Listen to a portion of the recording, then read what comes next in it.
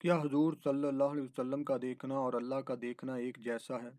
اور اہل سنت کا اس بارے میں کیا عقیدہ ہے؟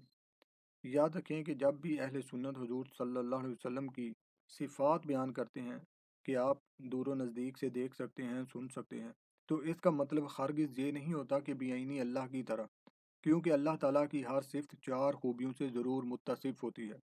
نمبر ایک، اللہ تعالیٰ کی ہر صفت جو ہے وہ قدیم و غیر حادث ہے، اور اللہ تعالیٰ کی ہر صفت ذاتی ہے، اور نمبر تین لامحدود ہے، اور نمبر چار غیر فانی ہے، یعنی اس کا فنا ہونا محال ہے۔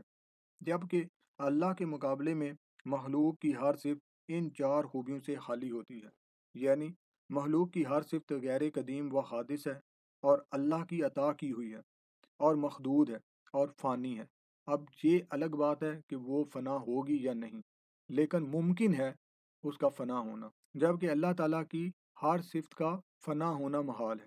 اب جب بھی کسی ولی کی، کسی نبی کی یہ صفات بیان کی جائیں اور اس فرق کے ساتھ بیان کی جائیں، تو اس میں کسی صورت بھی شریک ہونا نہیں پایا جا رہا، یعنی کسی صورت بھی اللہ تعالیٰ کے ساتھ شریک ہونا نہیں پایا جا رہا، اور یہ کسی صورت بھی شرک اور کفر نہیں ہے۔ لیکن اس کے باوجود دیکھا جاتا ہے کہ لوگوں کو کیا بتایا جاتا ہے کہ اللہ تعالیٰ دور سے دیکھتا ہے۔ دیکھو، اس جماعت کا یہ عقیدہ ہے کہ یہ کہتے ہیں کہ نبی بھی دور سے دیکھ سکتا ہے۔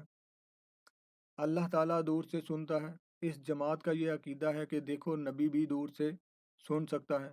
تو لہٰذا انہوں نے اللہ کی صفات میں نبی کی صفات کو شریک کر دیا، تو یہ کفر ہو گیا، یہ شرک ہو گیا۔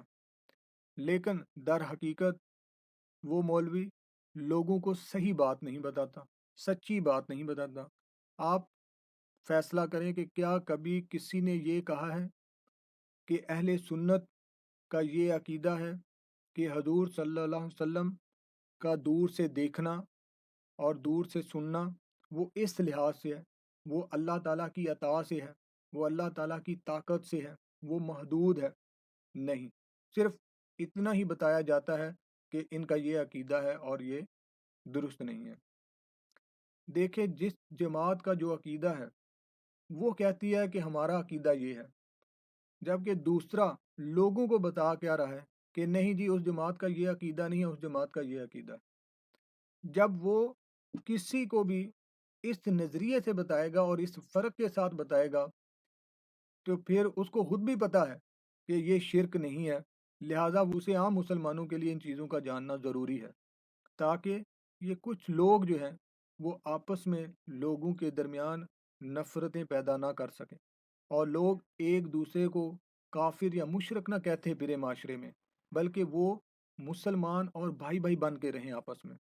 اب دیکھیں، اگر کوئی بندہ یہ اس چیز کا انکار کرتا ہے کہ حضور صلی اللہ علیہ وسلم دور سے نہیں دیکھ سکتے، انبیاء علیہ السلام دور سے نہیں دیکھ سکتے، دور سے نہیں سن سکتے، تو وہ در حقیقت ان کا انکار نہیں کر رہا ہوتا، ان کے دیکھنے اور سننے کا انکار نہیں کر رہا ہوتا، بلکہ وہ اس بات کا انکار کر رہا ہوتا ہے کہ اللہ کسی کو دور سے دیکھنے سننے کی طاقت مہیا کرنے پر قادر نہیں ہے، وہ اللہ تعالیٰ کی قدرت کا انکار کر رہا ہوتا ہے۔ اب ہمیں خود سوچنا چاہیے کہ کیا اللہ تعالیٰ اس بات پر قادر نہیں ہے کہ اپنے انبیاء علیہ السلام کو دور سے سننے کی طاقت عطا فرما دے، دور سے دیکھنے کی طاقت عطا فرما دے؟ یقیناً اس کا جواب کیا ہوگا کہ یار، انبیاء علیہ السلام تو دور کی بات ہے، یہ طاقت تو اللہ کسی عام بندے کو بھی عطا فرما سکتا ہے۔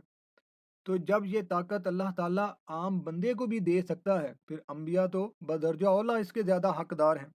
تو یہ کفر کس نے کیا؟ کفر در حقیقت اس کا انکار کرنے والے نے کیا، نہ کہ اس کو ماننے والے نے کیا۔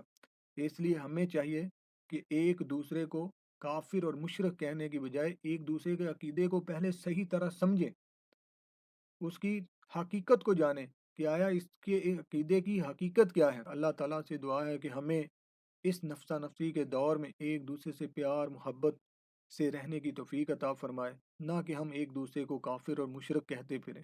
آمین۔